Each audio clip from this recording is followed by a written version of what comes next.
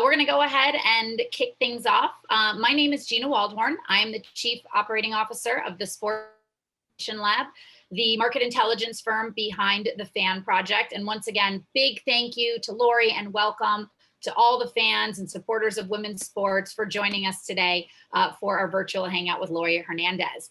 Really quickly, before we get started with our chat with Laurie, I wanted to just recap for everybody a little bit more about the FAN Project and today. The FAN Project is an initiative that is out to prove the demand for women's sports by fans through data. Our goal is to increase the coverage and investment into women's sports by using data to prove not just that supporting women's sports and investing in women's sports is the right thing to do, but it's a savvy business decision. And we've set a goal of hoping to see an increase in that coverage by 10% over the next 10 months.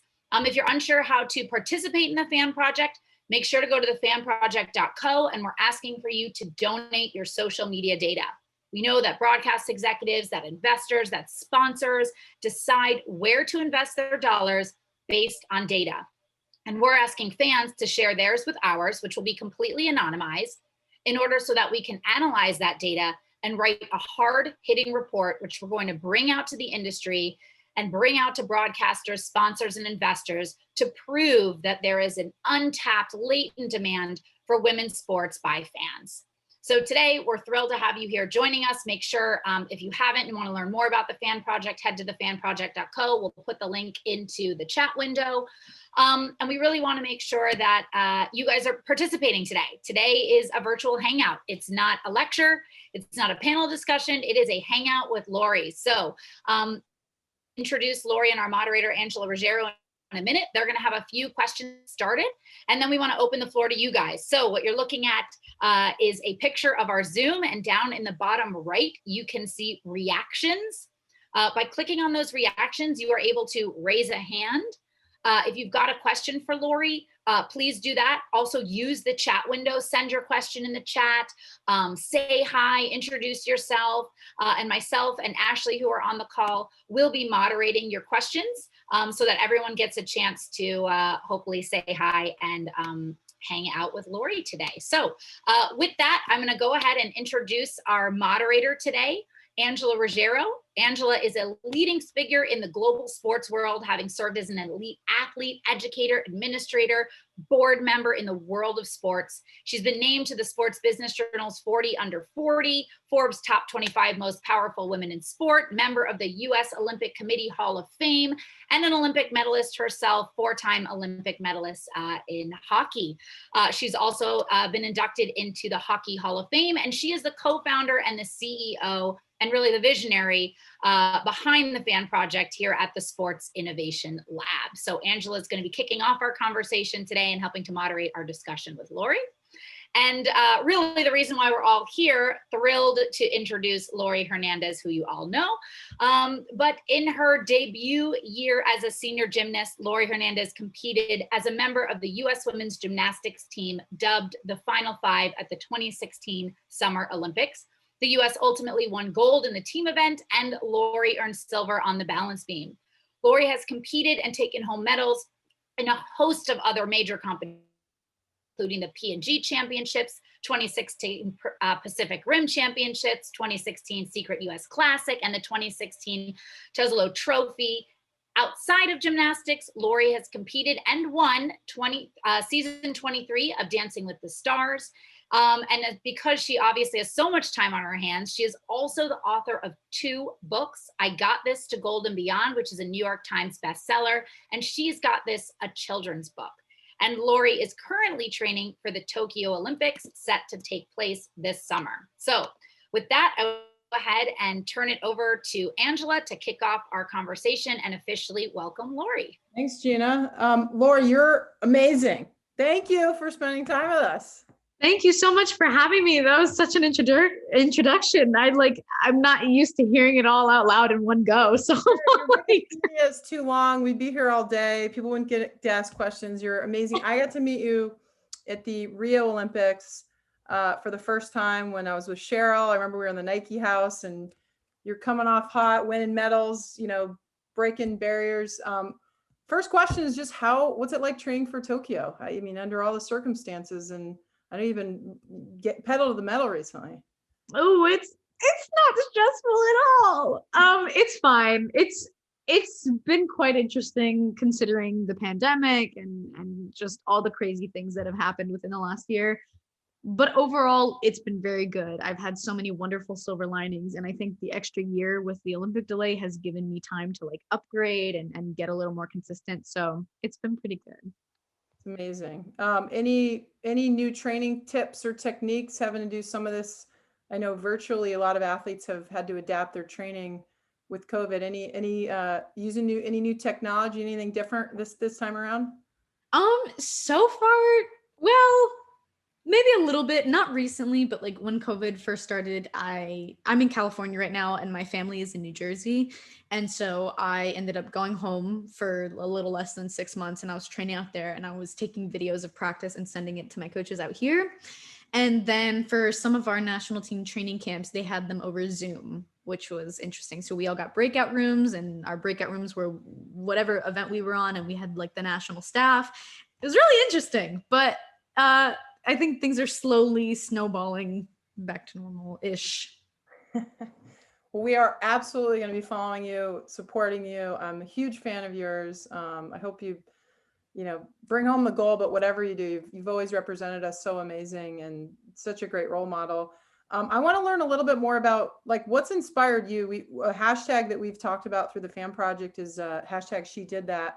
Moments that you've given so much inspiration to others. I'm curious, like which athletes in the past have inspired you? What's your She Did That moment that really, I think, I don't know, did something for you when you were younger? Honestly, well, I mean, I remember watching like Nastia and Sean growing up and seeing them on TV and being 5 years old and being like, what the heck are they doing? I didn't know bodies could do that. Are we allowed to do that? Can I do that?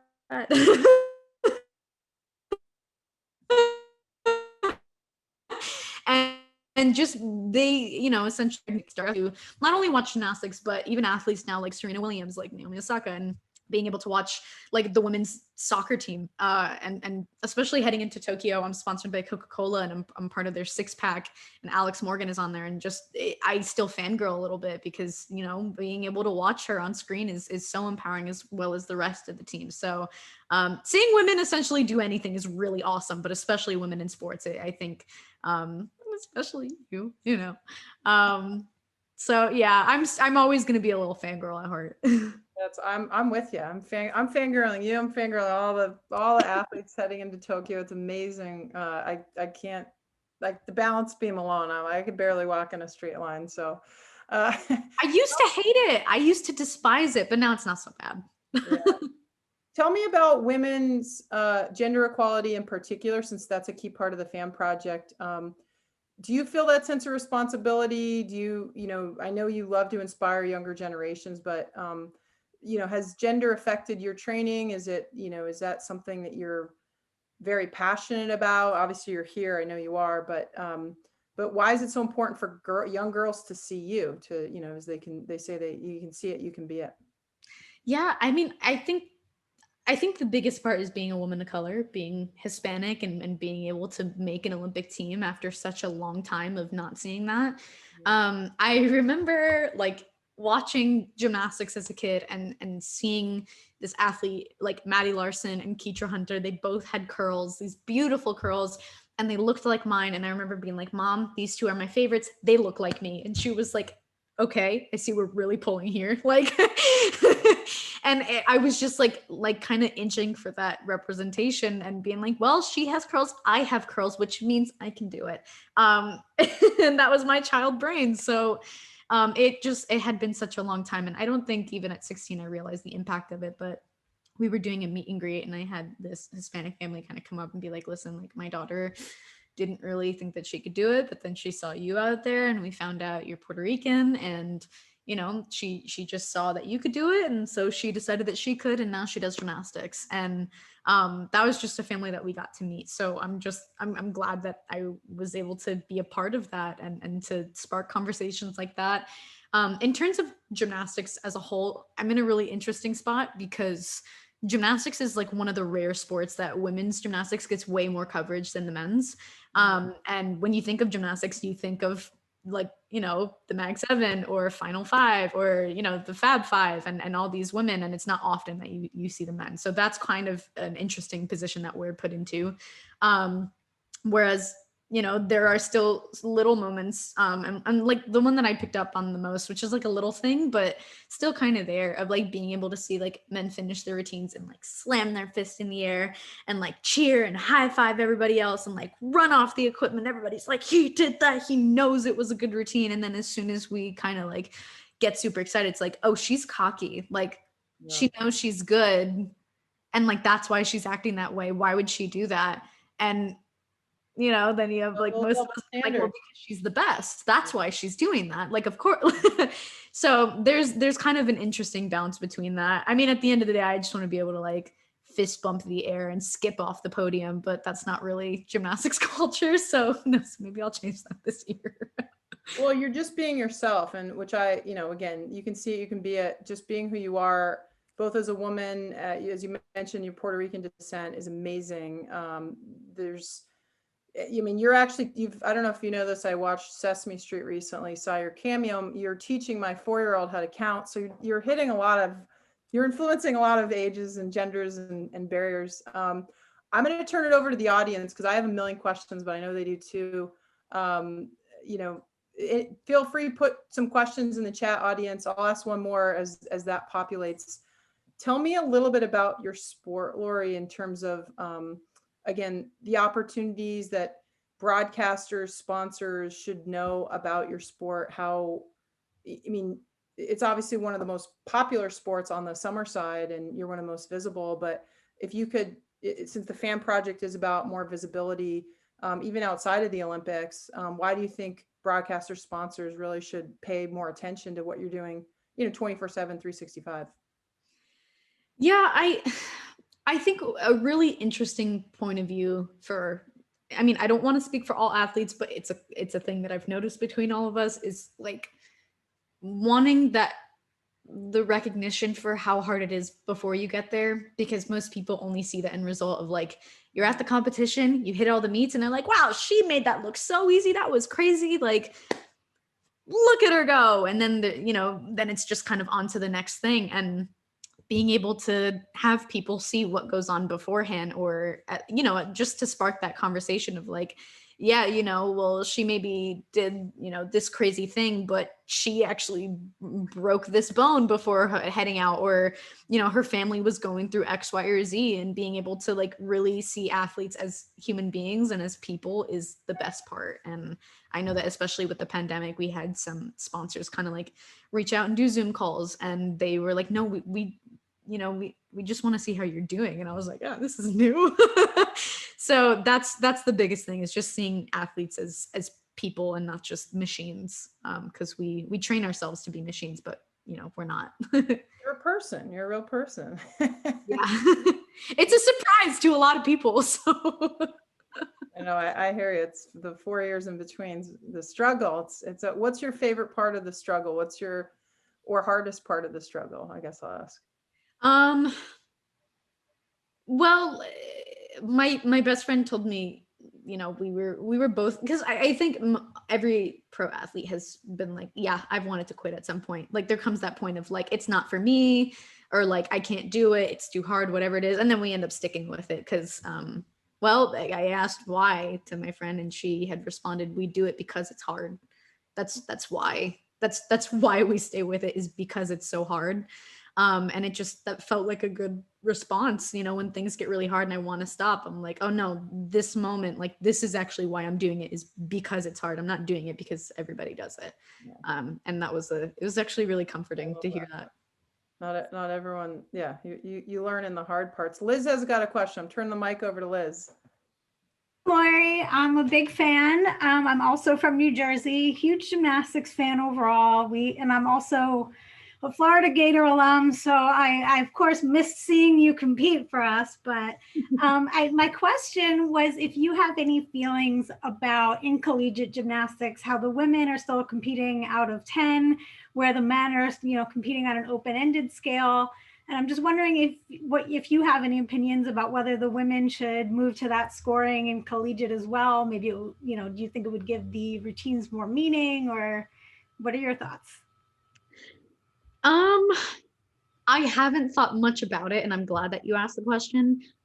I do think it would be really interesting to see like women's scores in a collegiate level with that open scale, because elite gymnastics it's so odd. Because let's say that the way that they do it, you have like, for everybody kind of watching who don't know how the scoring system works, for elite gymnastics, or for collegiate gymnastics, they just score through 10, which is everything we've seen, the perfect 10. Elite gymnastics is, you have like your execution, which is how perfect you are. Do you fall? Do you flex your feet? Are you wobbling? Are your knees bent? And then you have difficulty, and most difficulty, a really high difficulty would be kind of like in the low sixes. That's a common one that we see at, world level, Olympic level. And then for most like national or elite athletes, then we hit like the 5 zone. And so let's say your start value is a 5.5, you add that to your 10, your perfect score would be considered a 15.5. But then there might be a girl whose score is a 14.3. That's her perfect score, and she scores lower, but the ratio of that, she may have actually done a perfect or a near perfect routine, but she still scored lower than you because your difficulty is higher. And I think, even though that's very confusing, seeing collegiate gymnasts do that and have an opportunity to do some like really hard stuff, it would definitely up the challenge factor, and just be really interesting to see. I'm just curious. I don't know if I have a preference, but I'm curious. All right, Caroline has a question about Hamilton, because I love this. I wanted to know what Hamilton song pumps you up the most before a meet. Ooh, naturally, I would say The Room Where It Happens. It is my floor music. But it's either that or Nonstop, because as someone who is a big nerd for musicals and for music and for the meanings of music and whatnot, Nonstop is a really cool song because you just have all these different, figures, essentially showing their true character and like vouching for the thing that they want, and they're fighting over it. And the song sounds chaotic, and I also feel very chaotic before a meet, and I'm like, organized chaos. Let's use this song to do that. So that's a good one. And then of course, The Room Where It Happens. I remember the first time I saw Hamilton, I saw it live in 2016, but then I also recently watched it on Disney, like when it had first come out. And I remember my friends being like, God, I hate Burr. He's so annoying. Like, why can't he just make a decision? And I am someone who cannot make a decision. It is mind-ridden. I am Chidi from The Good Place. I get a stomachache when I'm nervous. I cannot choose. There's moral factors into everything. Like, it's gonna kill me. I don't know how else. But like, as someone who can't make a decision, and then seeing Burr finally put his foot down and being like, I want to be in the room where it happens. And like, that's what I always wanted as a kid. So like, the Olympics was huge, and that's kind of how it feels now. So yeah. Sorry, that's a really long answer. But I love it. I can't wait. Amy's got a question about sponsors or brands that you like to work with. Ooh. Yeah, hi. So I'm wondering, what brand or what sponsor do you want to work with that you might not have worked with in the past? Or do you have a charity that you would want to work with? Oh boy. That's a really good question. I feel like I should have thought about that so that way I could give a really good answer. A lot of the sponsors that I have now, I'm grateful for, and they're things that I had always dreamed of having as a kid, like being able to be sponsored by Nike and like being a Nike athlete. I had always just had this idea in my head of what that might look like. And so I remember being asked at 16 if I would be a Nike athlete, and kind of mentally exploding over that. And then in terms of charities, we've done things with Alzheimer's Association. I get to be partnered with them. My grandma had Alzheimer's, as well as a lot of my grandparents. And then St. Jude's is an important one, just because we get to do a lot of work with them, and we've gotten to go and visit and meet the kids and see how they do things. And they're just so kind and so wholesome. And then I get to do a podcast with a company called One Mind, and they are a mental health organization, and we get to talk to people about mental health, the logistics of it. We just did one speaking with a sports psychologist and a pro football player, and we got to break down what it's like to be an athlete and to struggle with mental health. And those kind of three things are just, that's most important to me, I think. But of course, I'm open to anything. So Cheryl's on your agent, I think. So I'm sure she's got tons in the queue for you, Laurie. Liza's got a question around training. Hi, happy to be here. I'm just curious what an average day looks like. You mentioned that nobody really sees the years that went into your Olympic debut, but I'm just curious what that looks like. An average day for me now is vastly different than what it looked like when I was 16, but now it would be wake up, get some breakfast, meditate a little bit, go to physical therapy. I'm usually there for a while because my body is constantly being pieced back together. Shout out Sam. Thanks for that. And then coming back, making lunch. Like I have like Normatex or Hypervolts and things that I can use to like just kind of get my body prepped for practice. And for some reason that takes a really long time. So by the time I'm done with that, I'll usually get everything ready, go to practice for a couple hours. And depending on what the assignment is, depends on how long I stay there, come back, make dinner, and then do it all again the next day. So, yeah. Love it. And then, you're on just like the cycle. You just know what it is. I always say, Laurie, you fine tune the little pieces in the day, maybe the perfect sandwich or maybe the Normatec, the way that it fits. You just find those little inches, right? And then you're like, I got my routine come Tokyo. You know exactly what it is, right? Yeah, there's some kind of routine or plan. There's always going to be one thing that has to happen before the meet. And like, usually for me, that's drinking coffee beforehand. That's always my like centering moment. Every morning I'll like get my coffee and like sit down and just chill for a second and try not to look at my phone. I always end up going on my phone, but at least I try, it's the thought that counts. What's your coffee? What do you brew? You got I usually do a latte with either almond milk or regular milk and brown sugar. Nice. It's an your own in your house, or do you do Starbucks? Do you have like a lot? I do it in my house. I'd say about a year ago, I got an espresso machine, and it's like the best thing I ever got. As someone, it's funny because a lot of people are like, you got a lot of energy, you don't need coffee. And I'm like, no, that's why I have a lot of energy, is because of the coffee. So it's so strong. It's delicious. I love it. All right, Shanna's got a question on social media.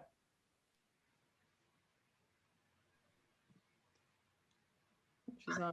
There you go. Sorry, unmuted. Hi, thanks for being here.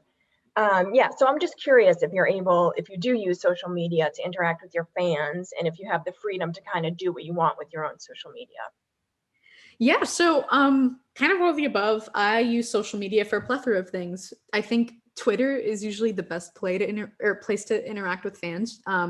Twitter is also a very funny, like ruthless place, so you gotta kind of be ready for that. But at the same time, Twitter is hilarious, and I noticed that I have met people like on Twitter. I have connected with people, and that also goes for TikTok, being able to connect with others. Some of my best friends are from TikTok. How that happened, I have no idea, but it did.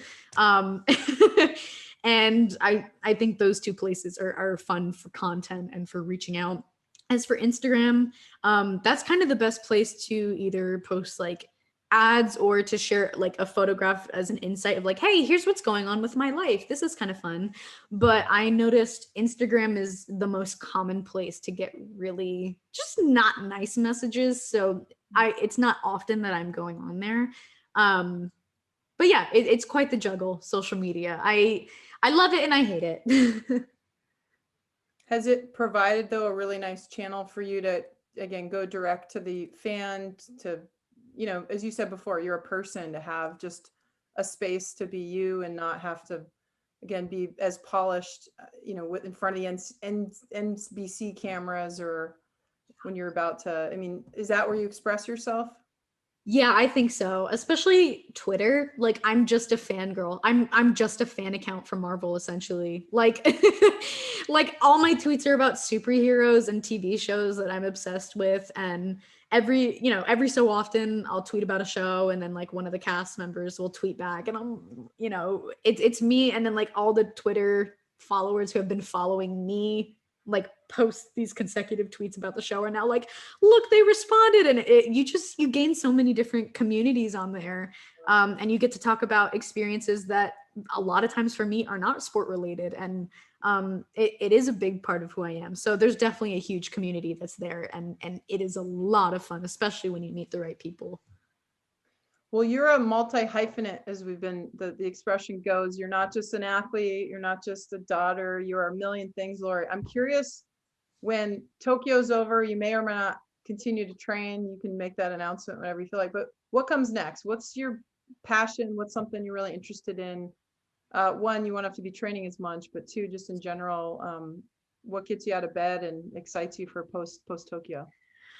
Honestly, anything having to do with like acting and entertainment. Super random, but like when I was a little kid, I loved imitating people on TV, or kind of embodying these characters that my parents or my siblings found funny.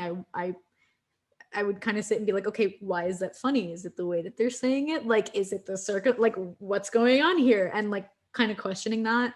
And gymnastics, especially like during floor when I'm competing, that's a place where I get to do that, and I get to perform and turn on the lights, and suddenly like I'm performing. I'm not really me anymore. That's like, it's a party and the crowd is involved, and I am breaking the fourth wall when I'm down there. And floor is the only place that I do that. I don't do that on the other events, but there is that performance aspect of it. And during the pandemic, I had so much time to kind of decide what I wanted. And so I took like a UCLA extension class, and I did screenwriting and like fiction. And then I did a separate class for acting. And I got A's in both, and I had such a good time. And I would just love to do that in even more depth. Yeah, and you've done a bit. You're the youngest Mirrorball champion for Dancing with the Stars. This is a reminder to everyone. You've co-hosted, I believe, American Ninja Warrior. You've done Celebrity Family Feud. As I told you, I saw in Sesame Street. I think Blue's Clues. You're out there. It's is it adrenaline? Again, or for all those that are watching on the call, is there one show then that you want to host? You want to be a part of coming out of this? Oof. Anything having to do with superheroes. I'm such a it's been me and my brother's thing since I like was a child.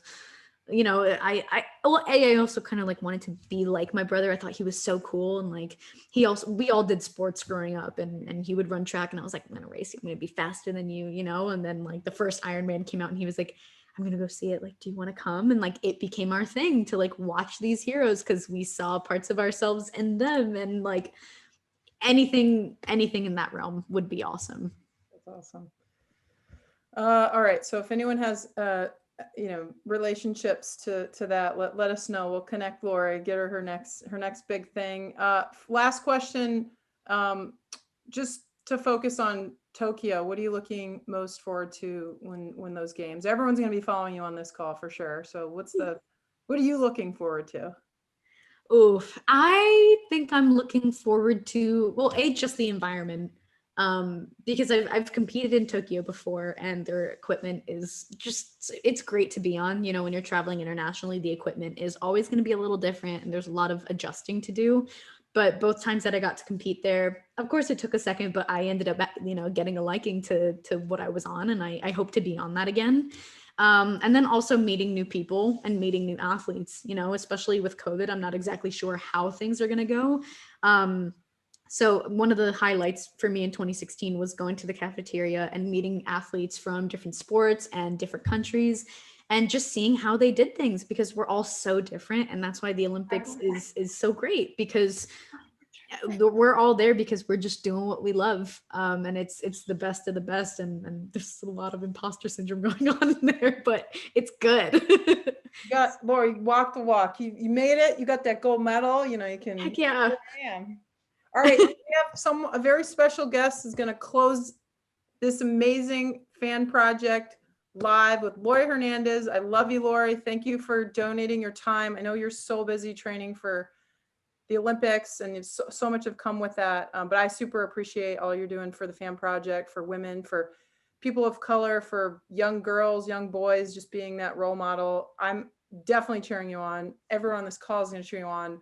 I'm going to turn it over to Sophia. Sophia, you have a question for Laurie to bring us home. What? Look at her, not me. Say hi. Hi. We have the same last name. I know. What do you want to ask her?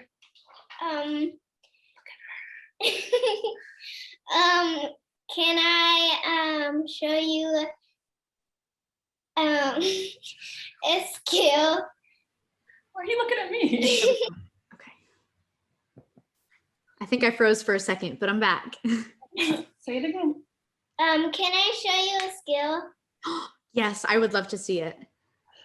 It's a handstand to back walk over. Okay.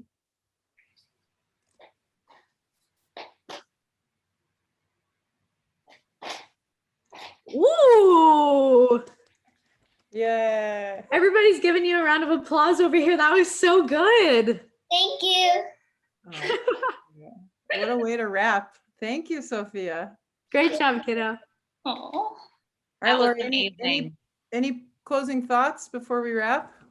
I mean, thank you so much for having me, and to everybody on here. I hope, the rest of your day and just your time is really good. I know the last year has been kind of wonky, kind of crazy, very up and down, most of it not a fan. But there are little silver linings in there, and I hope that we get to find those and that you stay hopeful, because things are going to be good soon. Amazing. Thank you, Angela, for moderating. Thank you, Laurie, and everyone for joining. Thank you so much. And don't forget to check out thefanproject.co, and we'll see Laurie in Tokyo. Bye, guys.